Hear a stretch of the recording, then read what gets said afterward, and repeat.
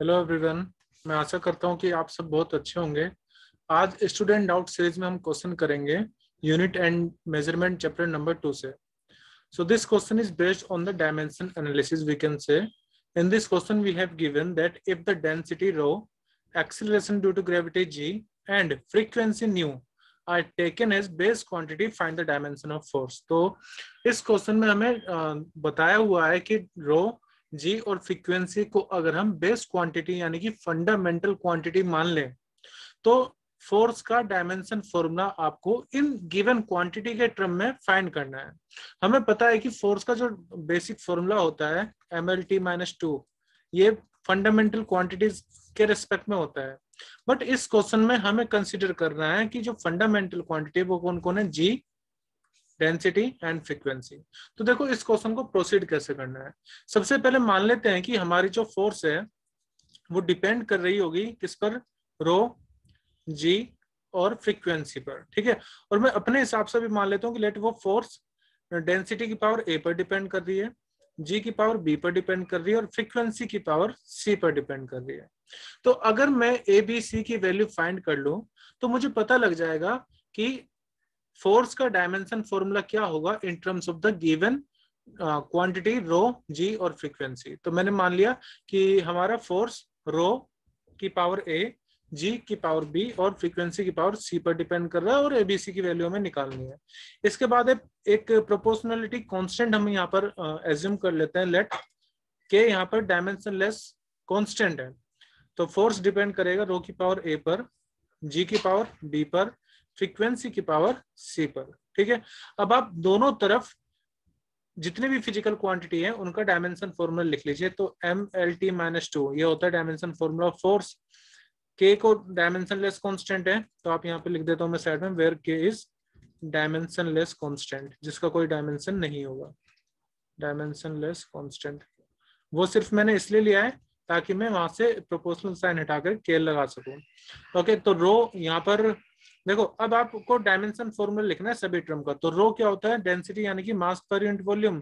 तो उसका dimension formula कितना हो जाएगा, एम एल की पावर -3, क्योंकि वॉल्यूम का एल की क्यूब होता है तो वो ऊपर जाएगा एम एल -3। इसी तरह से ग्रेविटेशनल एक्सेलरेशन यानी कि एक्सेलरेशन का LT-2 होता है और फ्रीक्वेंसी का डायमेंशन फॉर्मूला होता है टी की पावर -1। तो अब आपको क्या करना है कि डायमेंशन फॉर्मूला तीनों क्वांटिटी का यहाँ लिख दीजिए। तो रो का होता है एम एल की पावर -3 की पावर ए, जी का LT-2, इसकी पावर कितनी आ जाएगी बी, और फ्रीक्वेंसी पर पावर कितनी आ जाएगी टी की पावर -1 इंटू सी। अब नेक्स्ट स्टेप है आपका कि आप दोनों तरफ एम एल टी के डायमेंशन फॉर्मूला जो है उनको कंपेयर करो, उनकी पावर को कंपेयर करो। तो पहले मैं यहाँ पर लिख देता हूँ mLT-2 इक्वल टू के। यहाँ पर टोटल एम पर पावर कितनी आ जाएगी, ए यहाँ से, बाकी और कुछ नहीं है। फिर एल पर टोटल पावर आ जाएगी -3a और यहाँ से आ जाएगी -3a प्लस के बी, और कोई नहीं है। और टी पर टोटल पावर आ जाएगी यहाँ से -2b और यहाँ से -c।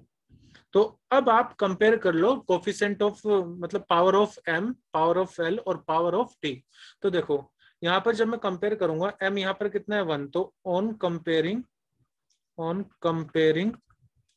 Power of M L T, तीनों की हम एक एक बार करके पावर कंपेयर कर लेंगे।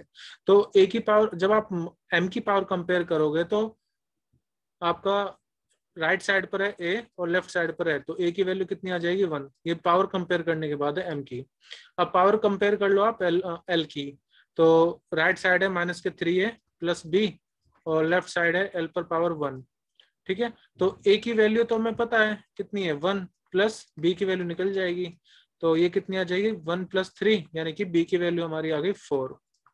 ठीक है, अब पावर कंपेयर कर लीजिए टाइम की, यानी कि -2b -c बराबर हो जाएगा -2। b की वैल्यू आप यहाँ पर पुट कर लीजिए, कितनी है 4, -c इक्वल टू -2। c को आप उधर ले जाओ। ठीक है, तो हम इसको लिख सकते हैं, ये हो गया -8 -c इक्वल टू -2, जिसको आप अगर दोनों तरफ मल्टीप्लाई कर लो तो 8 + c इक्वल टू कितना हो जाएगा 2, अगर आप माइनस की मल्टीप्लाई कर लेते हो। तो c इक्वल टू कितना आ जाएगा 2 माइनस के 8, यानी कि सी की वैल्यू कितनी आ जाएगी, माइनस के 6।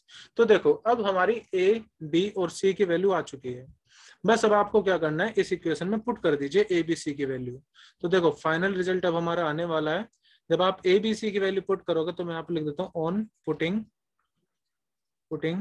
Value of A B C in equation 1 में पुट कर दीजिए। तो फोर्स इक्वल टू कितना आ जाएगा, के रो की पावर ए कितना है हमारे पास, ए की वैल्यू 1 है, ठीक है, तो उस पर ऐसे रहने दीजिए। जी पर पावर कितनी आ जाएगी, बी यानी कि 4, और फ्रीक्वेंसी की पावर -6, तो फ्रीक्वेंसी की पावर -6। तो ये हो जाएगा हमारा final answer. Okay, I hope ये आपको समझ में आया होगा। अगर फिर भी कोई डाउट है तो आप मुझसे बता सकते हैं। So thank you everyone and goodbye for now.